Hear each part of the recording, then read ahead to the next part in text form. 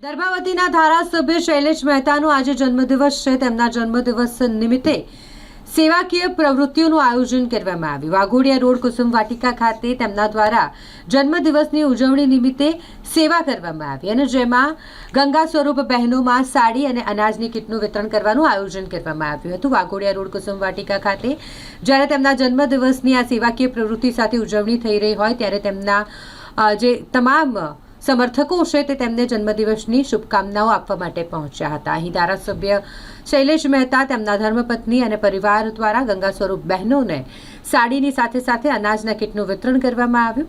આ દરમિયાન માહિતી આપતા ધારાસભ્ય શૈલેષ મહેતાએ જણાવ્યું કે દર વખતે તેમનો જન્મદિવસ હોય એટલે અચૂક ગૃહમંત્રી અમિત શાહનો પત્ર પહોંચી જાય છે જન્મદિવસની શુભકામના માટે, પરંતુ આ વખતે તેઓ વધારે ખુશ છે કારણ કે જન્મદિવસે જ ગૃહમંત્રી અમિત શાહે તેમને ફોન કરી અને જન્મદિવસની શુભકામના પાઠવી છે. સાથે સાથે રિલાયન્સ ઇન્ડસ્ટ્રીના પરિમલ નથવાણી કે જે તેમના ખાસ મિત્ર છે તેમણે પણ ફોન કરીને જ્યારે જન્મદિવસની શુભકામના પાઠવી હોય તો તે બદલ તેમણે ખુશી વ્યક્ત કરી હતી. અહીં મોટી સંખ્યામાં તેમના શુભેચ્છકો, તેમના સમર્થકો, ચાહકો ધારાસભ્ય શૈલેષ મહેતાને જન્મદિવસની શુભકામનાઓ પાઠવવા માટે પહોંચ્યા છે.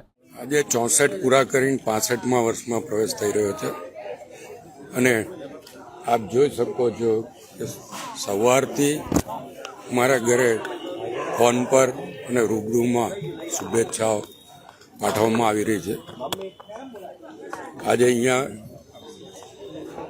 ગરીબ બહેનોને એક અનાજની કીટનું વિતરણ, ધાબળાનું વિતરણ, સાથે જ અમારી સ્કૂલના બાળકો એ દરેક એક બિસ્કિટના પેકેટ લઈને આવ્યા છે અને હુંક ચેરિટેબલ ટ્રસ્ટના નિશિતા રાજપૂત ને ગુલાબ રાજપૂત જે આદિવાસી અને ગરીબ વિસ્તારોમાં સેવા કરે છે એમને બિસ્કિટોના પેકેટ અર્પણ કરીને એ ગરીબ બાળકો જે લોકો બિસ્કિટ જોયા પણ ના હોય એવા લોકોની સેવા જે નિશિતા રાજપૂત કરે છે તે નિશિતા રાજપૂતને અર્પણ કર્યા છે અને એ હજારોની સંખ્યામાં બાળકો આ બિસ્કિટો લાવ્યા છે તે ગરીબ બાળકો સુધી પહોંચશે.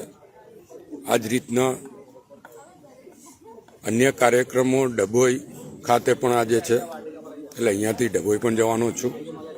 સૌથી આનંદની વાત એ છે કે દર વખતે આપણા દેશના ગૃહમંત્રી પત્ર લખતા હોય છે, પણ આજે એમણે ફોન કરીને રૂબરૂમાં શુભેચ્છા પાઠવી એ મારા માટે સૌથી આનંદનો વિષય કે સવારમાં સૌથી પહેલો ફોન અમારા મિત્ર અને રિલાયન્સના ડાયરેક્ટર પરિમલ નથવાણીનો આવ્યો અને ત્યાર પછી તરત જ આપણા ગૃહમંત્રી અમિતભાઈ શાહ સાહેબનો ફોન આવ્યો અને એમને જે શુભેચ્છા આપી છે એ એટલે આજનો દિવસ કંઈક વિશેષ છે. અને સાથે જ આજના દિવસે સેવાકીય પ્રવૃત્તિઓ કાર્યકરો દ્વારા, અમારી સ્કૂલના શિક્ષકો દ્વારા અને હુંક ચેરિટેબલ ટ્રસ્ટ દ્વારા કરવામાં આવી છે અને એમાં સહભાગી થવાનો છું. સાથે જ અહીંયાથી જઈને ડભોઈમાં ગૌશાળામાં ગૌ માતાની સેવા કરવાની, એમને પૂજા કરવાની અને એમને ઘાસચારો ખવડાવવાનો, આ બધા જ કાર્યક્રમો આજે સમગ્ર દિવસ દરમિયાન થવાના છે. સાથે જ જે ગરીબ અને અનાથ વિદ્યાર્થીઓને અમે દર વર્ષે ફીનું વિતરણ કરીએ છીએ, આજના દિવસે ત્યાં શાળાઓમાં જઈને ફીનું વિતરણ પણ કરવામાં આવશે.